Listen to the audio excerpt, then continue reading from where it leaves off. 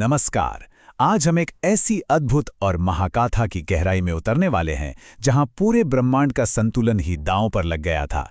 जी हां, ये कहानी है एक अजेय असुर बंडासुर की और उसके विनाश के लिए प्रकट हुई देवी ललिता त्रिपुरा सुंदरी की।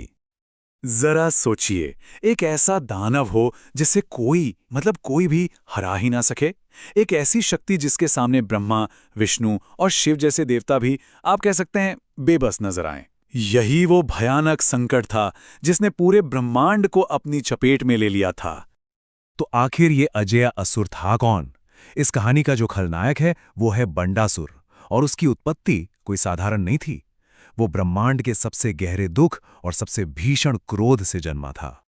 देखिए, इसकी कहानी शुरू होती है सती के आत्मदाह से। इस घटना के बाद शिव इतने गहरे शोक में चले गए कि वो सब कुछ छोड़कर तपस्या में लीन हो गए। देवताओं ने कामदेव को भेजा कि वो शिव का ध्यान भंग करें, लेकिन हुआ उल्टा।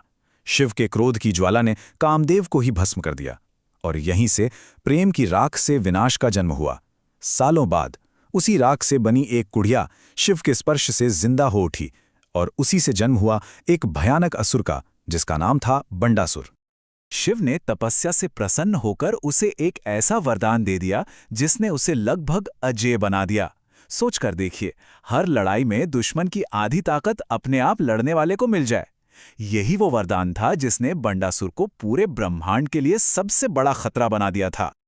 तो अब इस बेहिसाब शक्ति के साथ बंडासुर ने एक ऐसी विनाशकारी योजना पर काम शुरू किया जिसने सृष्टि के अस्तित्व पर ही सवाल खड़ा कर दिया। उसका इरादा सिर्फ जीतना नहीं था, बल्कि जीवन को उसकी जड़ से ही मिटा देना था। और बंडासुर अकेला नहीं था, उसके साथ थे उसके दो भाई, विशुक्रतु और विशुंगुडु। और सिर्फ इतना ही नहीं, उसके पास थे 300 अक्षौहिणी के एक विशालकाय से। तो ये अक्षौहिणी आखिर है क्या? देखिए, ये सेना को नापने की एक बहुत पुरानी यूनिट है, और ये कोई छोटी मोटी यूनिट नहीं है।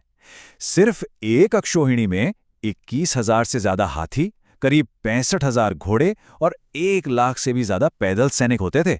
अब जरा अंदाजा लगाइए, 300 अक्षौहिणी का मतलब क्या हुआ?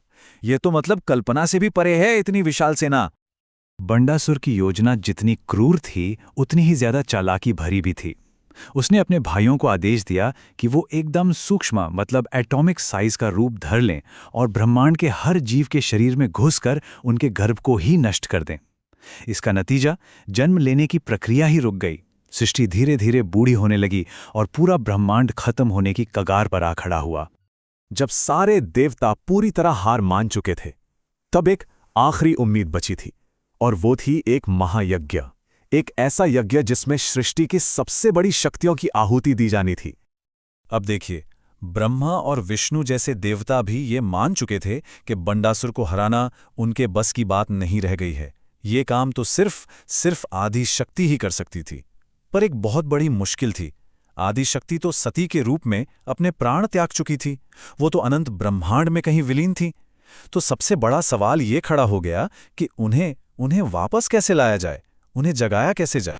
तब शिव खुद आगे आए और उन्होंने एक विशाल चिदाग्नि प्रज्वलित की। उस महायज्ञ में 5 तरह की सृष्टियों और 5 महाभूतों यानी 5 तत्वों की आहुति दी गई, और अंत में ब्रह्मांड को बचाने के लिए सभी देवताओं ने खुद को उस अग्नि को समर्पित कर दिया। ये एक ऐसा त्याग था जिसकी कोई मिसाल नहीं है। और इसी महान त्याग के फल से, उस यज्ञ की ज्वालाओं के बीच से करोड़ों सूर्यों के तेज के साथ आदिशक्ति एक नए रूप में प्रकट हुई, श्री ललिता त्रिपुरा सुंदरी। आखिरकार ब्रह्मांड की प्रार्थना का उत्तर मिल चुका था। देवी के प्रकट होते ही धर्म की फिर से स्थापना के लिए एक दिव्य सेना बनाई गई, जिसे नाम दिया गया शक्ति सेना।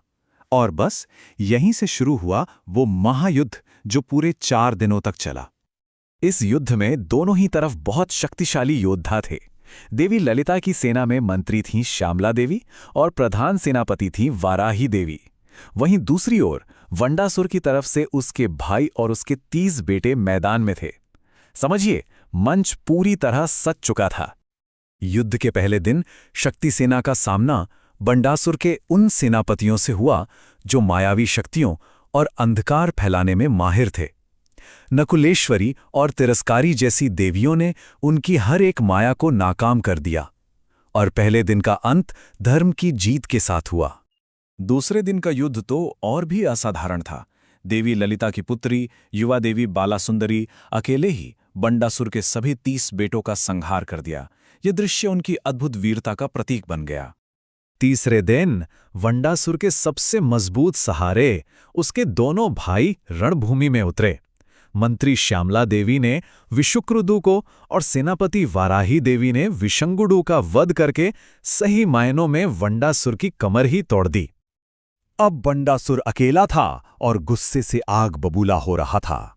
अपने भाइयों, बेटों और सेनापतियों की मौत के बाद वो खुद अंतिम युद्ध के लिए मैदान में उतरा। 3 दिनों के इतने भयंकर युद्ध के बाद भी बंडासुर जरा भी कमजोर नहीं पड़ा था। उसके पास अब भी 2185 अक्षौहिणी की विशाल सेना बाकी थी। ये आखिरी टकराव था और इसी पर पूरे ब्रह्मांड का भविष्य टिका हुआ था। ये आखिरी लड़ाई सिर्फ ताकत की नहीं बल्कि दिव्य अस्त्रों की थी। बंडासुर ने जब पाषांड अस्त्र चलाया तो देवी ने उसका जवाब गायत्री अस्त्र से दिया। जब उसने शक्ति सेना की याददाश्त मिटाने वाला अस्त्र चलाया तो देवी ने उसे भी नाकाम कर दिया। बंडासुर का हर एक वार खाली जा रहा था। और फिर अंत में देवी ललिता ने महाकामेश्वरास्त्र का प्रयोग किया। इस एक अस्त्र ने बंडासुर और उसकी पूरी बची खुची सेना को राख में बदल दिया। आतंक के एक युग का अंत हुआ और ब्रह्मांड में एक बार फिर से संतुलन स्थापित हो गया। बंडासुर की ये कहानी हमें एक बहुत गहरे सवाल पर सोचने के लिए मजबूर करती है कि जब भी सृष्टि में अच्छाई और बुराई का संतुलन बुरी तरह बिगड़ता है और जब सारी उम्मीदें खत्म हो जाती हैं, तो शक्ति किस नए और अप्रत्याशित रूप में प्रकट होकर धर्म की स्थापना करती है। इस पर जरूर सोचिएगा।